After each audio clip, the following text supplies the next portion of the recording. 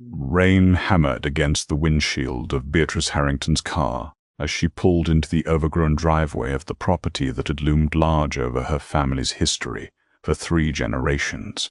Perched on a jagged cliffside overlooking the churning gray waters of Astoria, Oregon, the Victorian estate was a decaying monument to a bygone era.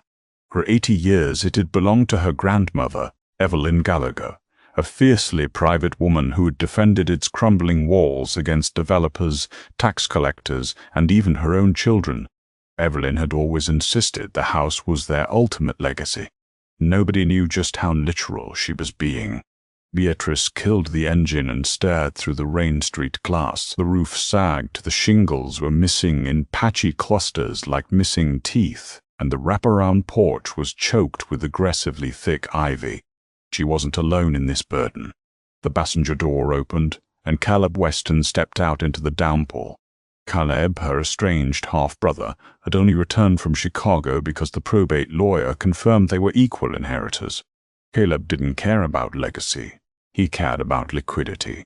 He had debts, a string of failed business ventures, and a ruthless impatience that Beatrice found exhausting. "Place is a total teardown," Caleb muttered, pulling his collar up against the wind as they unlocked the heavy oak front door. "Sarah Jenkins said we could get $1 million for the land alone if we sell to Harrison Caldwell's development firm. Let them bulldoze it. I don't even want to go through the attic." Beatrice stepped into the foyer. The air was thick with the scent of dried lavender, rotting wood, and decades of undisturbed dust. "We are not handing it over to Caldwell without clearing it out, Caleb. Grandma Evelyn left specific instructions to inventory everything. There's history here." Caleb scoffed, his footsteps echoing on the warped floorboards.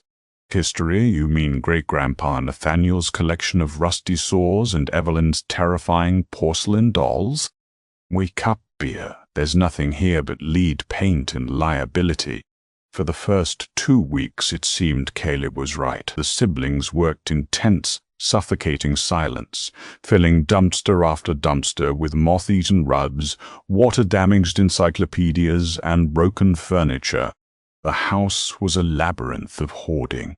But the tension between them finally snapped on a dreary Tuesday afternoon when Sarah Jenkins, the aggressively cheerful real estate agent, showed up unannounced with a finalized contract from Harrison Caldwell.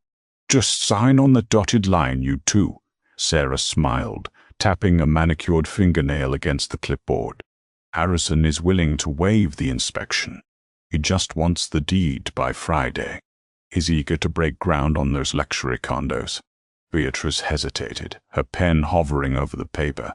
Something felt profoundly wrong. Evelyn had spent her dying days gripping Beatrice's hand, whispering frantically about the foundation and protecting the ledger. Beatrice had assumed it was dementia talking, but looking at the predatory gleam in Sarah's eyes, a protective instinct flared. "We need more time," Beatrice said, putting the pen down. Caleb exploded. "Are you insane?" "I owe people money, Bea. Serious people. We are signing this today." "No," Beatrice snapped, her voice hard. "Not until I check the cellar. Grandma kept talking about the foundation. I'm not signing away this house until I know every inch of it." Sarah's smile tightened into a grimace, and Caleb threw his hands in the air, storming out onto the porch to smoke. Left alone, Beatrice grabbed a heavy-duty flashlight and a crowbar from the kitchen and descended the narrow, creaking stairs into the basement. The cellar was a cavernous, terrifying space, smelling of mildew and earth. The stone foundation walls wept with moisture.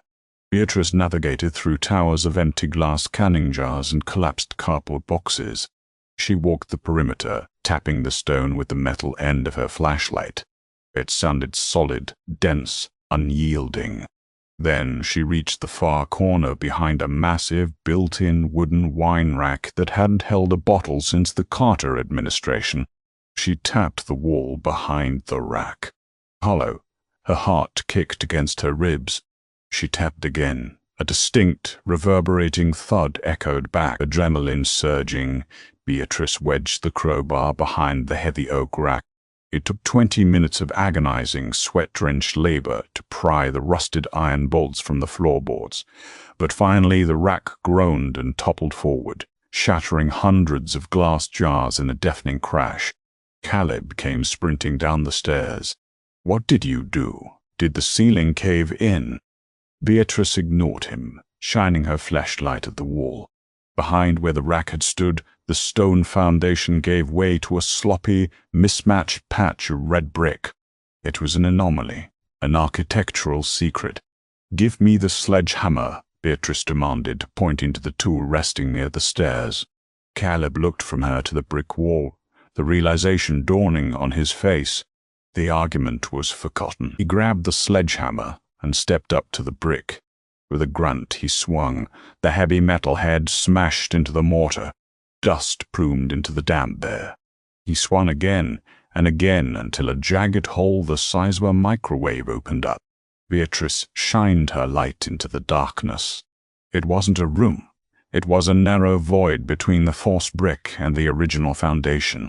Sitting on a makeshift wooden shelf within the cavity were 3 heavy military-grade steel lockboxes.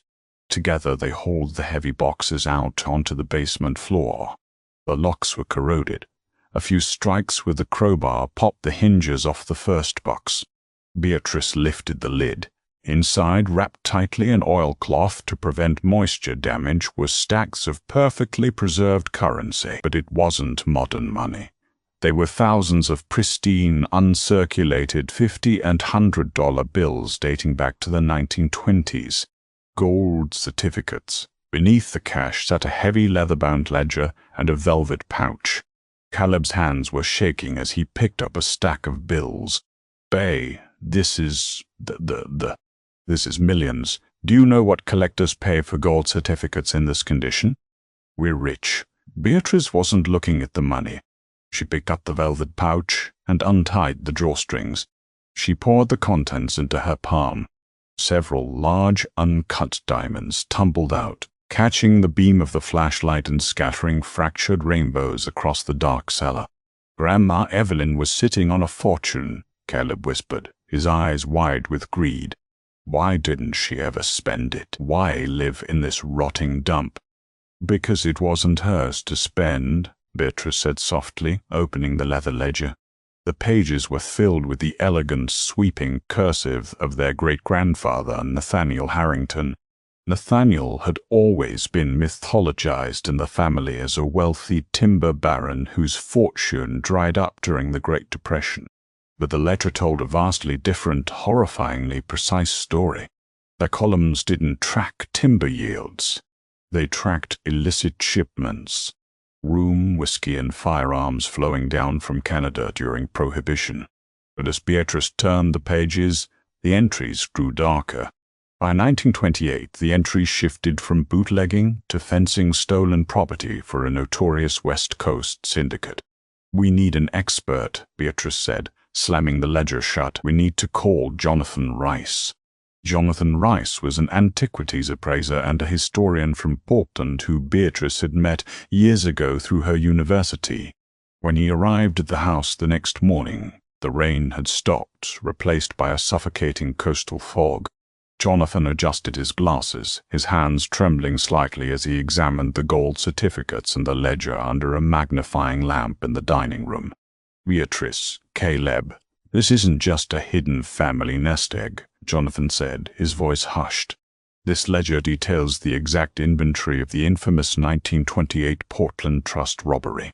It was the biggest unsolved heist in Oregon history. Millions in bonds, cash, and safety deposit valuables vanished. The police pinned it on a local dock worker named Thomas Sterling. Sterling was sent to federal prison and died there a decade later, professing his innocence. Beatrice felt the blood drain from her face. Our great-grandfather framed an innocent man? Jonathan pointed to a specific entry dated October 14, 1928. "It's all here. Nathaniel writes about paying off the beat cops, hiding the loot, and ensuring the evidence pointed to Sterling. He was the mastermind. The timber business was just a front to wash the money. Who cares about some dead dock worker?" Caleb interrupted, pacing the room like a caged animal. He snatched up the velvet pouch of diamonds. "This is our money now. Finders keepers. Statute of limitations, right, Jonathan? We slowly fence these stones, we launder the antique bills through a private dealer, and we disappear.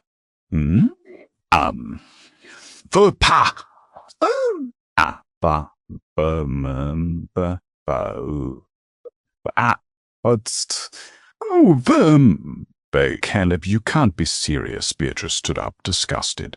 This is stolen property, blood money. An innocent man died in prison because of our family. We have to turn this over to the state. We have to clear Thomas Sterling's name. To hell with Sterling, Caleb shouted, invading her personal space. I am drowning in debt, Bay. If I don't pay my creditors in Chicago by the end of the month, they are going to break my legs. I am taking my half, and if you try to stop me, I swear to God. The ledger implies there's more, Jonathan interjected quietly, diffusing the immediate violence. Both siblings snapped their heads toward him. Jonathan tapped the final page of the book. Nathaniel wrote here, "The paper and the rough stones sit in the dark below, but the crown jewel rests in the belly of the beast, where the fire breathes. Where the fire breathes." Beatrice frowned, looking toward the grand fireplace in the living room. Where the fire breathes. The main chimney. Caleb didn't wait. He bolted for the living room. Beatrice and Jonathan followed closely behind. The massive fieldstone fireplace dominated the entire eastern wall of the house. Caleb dropped to his knees, frantically pressing on the stones inside the soot-stained hearth. "It won't be in the firebox," Beatrice reasoned, staring up at the massive structure. "It would melt or burn. It has to be in the chimney breast, above the mantel." "Not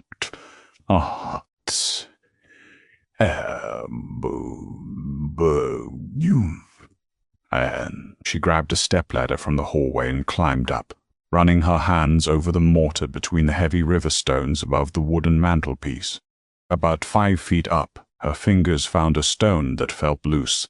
She wiggled it. With a grinding scrape, a rectangular block of stone slid outward like a heavy drawer.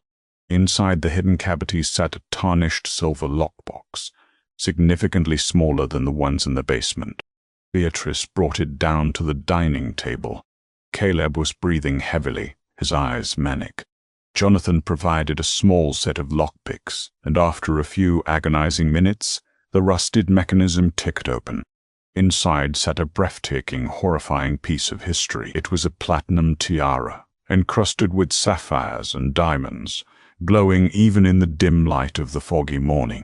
"My God," Jonathan whispered, taking a step back. "I've only seen sketches of this. It's the Romanov sapphire piece. Smuggled out of Russia during the Revolution, purchased by a Portland banking family in 1925, and stolen in the 28 heist. It belongs in a museum. It's priceless." Beneath the tiara was an envelope addressed simply, "To whoever finds this." Beatrice opened it. The handwriting belonged to her grandmother, Evelyn Gallagher. "If you are reading this, the ghosts have finally been unearthed. I discovered my father's sins when I was a young woman. I found the vault in the cellar and the tiara in the stone. But I was a coward. I knew that revealing the truth would destroy our family name, seize our assets, and leave us destitute. So I hid it all. I guarded this rotting house to ensure no contractor or developer ever accidentally breached the walls. The guilt has eaten me alive for 60 years. I leave the burden to you. Do what I was too weak to do. Make it right." A heavy silence fell over the room. "She was weak," Caleb sneered. He lunged forward, grabbing the tiara by its delicate platinum frame. "But I'm not. I'm leaving. Now, put it down, Caleb." Beatrice yelled, grabbing his wrist. Caleb swung his free arms, striking Beatrice hard across the cheek. She stumbled back, crashing into the dining chairs. Jonathan shouted in protest, moving to intervene, but Caleb shoved the older man into the wall. "Don't try to stop me, Bea," Caleb hissed, stuffing the tiara into his duffel bag along with the velvet pouch of raw diamonds. I'm taking my half. You can keep the paper money and play the hero with the cops." He turned toward the front door. "I already called them," Beatrice said, wiping a trickle of blood from her lip. Caleb froze, his hand on the brass doorknob. "While you were busy screaming at me in the basement, I texted Detective O'Connor at the Astoria precinct."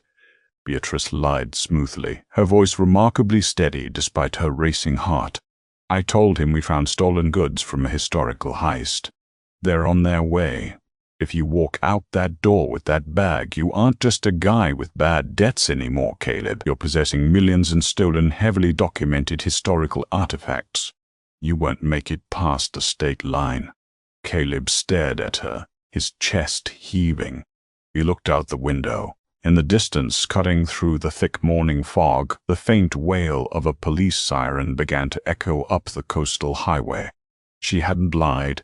The sirens were real, though Beatrice had only pressed the silent panic button on her phone's security app during the scuffle. The defiance drained out of Caleb, replaced by a hollow, trapped panic. He dropped the duffel bag on the floorboards with a heady thud. Without another word, he opened the front door and ran to his rental car. Peeling out of the driveway and disappearing into the mist, Beatrice walked over to the dropped bag, carefully lifting the Romanov tiara back out and placing it next to Nathaniel Harrington's ledger. 3 hours later, the estate was swarming with local police and federal agents. Detective O'Connor sat in the living room, meticulously lobbing the gold certificates, the diamonds, and the ledger into evidence boxes. Harrison Caldwell's real estate contract sat completely ignored on the kitchen counter. The property was now an active crime scene and would soon be seized by the state as the center of a massive historical investigation. As Beatrice stood on the rotting porch watching the agents carry the lockboxes out into the gray Oregon afternoon, Jonathan came to stand beside her. "You did the right thing," Jonathan said softly. "Thomas Sterling's family is still around in Portland. They're going to know the truth now. His name will be cleared." Beatrice looked back at the house. It was no longer just a crumbling Victorian mansion. It was a tomb of secrets finally cracked open. She had lost her inheritance, she had lost her brother, and the Harrington name would soon be dragged through the mud in every newspaper on the West Coast. But as the coastal wind whipped her hair across her face, Beatrice took a deep breath of the salty air. For the first time in 80 years, the property had nothing left to hide. And for the first time in her life, she felt entirely free.